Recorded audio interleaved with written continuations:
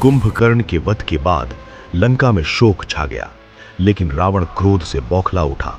अब रावण स्वयं युद्ध करने निकला।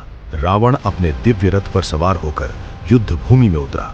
उसके 10 सिर और 20 भुजाएं उसकी शक्ति का प्रमाण दे रही थीं।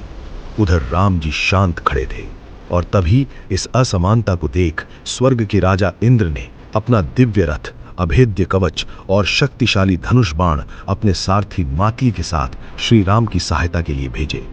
अब दोनों महान योद्धा आमने सामने थे।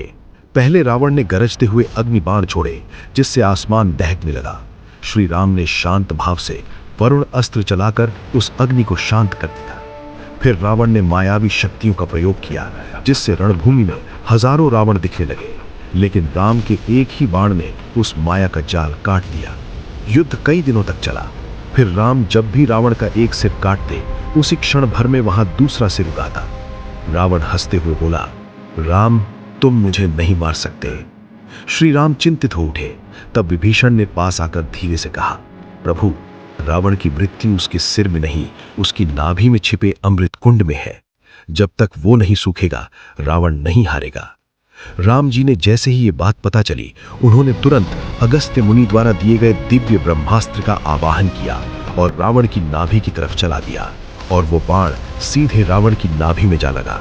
रावण का अमृत सूख गया और उसका विशाल शरीर वज्र की तरह धरती पर गिर पड़ा। पूरी लंका कांप उठी। रावण मरणासन्न था, लेकिन वो प्रकांड पंडित भी था। राम ने लक्ष्मण से कहा, लक्ष्मण, रावण के चरणों के पास जाओ। एक विद्वान विदा हो रहा है, उनसे जीवन की सीख लो। लक्ष्मण पास गए तो मरते हुए रावण ने कहा, हे सौमित्र, शुभ कार्य में कभी देरी मत करना और शत्रु को कभी छोटा मत समझना। आज यही मेरी सबसे बड़ी हार का कारण बना। रावण का अंत हो चुका था, और इसके साथ ही अधर्म का भी अंत हो गया। और फिर शंख बज उठे, आकाश से पुष्प वर्षा हुई। राम ने विभीषण को गले लगाया और लंका का न्यायपूर्ण शासन उन्हें सौंप दिया, और इस तरह धर्म की विजय हुई। जब श्री राम, लक्ष्मण और सीता अयोध्या वापस लौटे, तो पूरी नगरी ने दीप जलाकर उनका स्वागत किया, जिसे हम आज भी दीपावली के रूप में मनाते हैं। वीडियो पसंद आया हो तो लाइक और सब्सक्राइब और शेयर जरूर करें। जय श्री राम।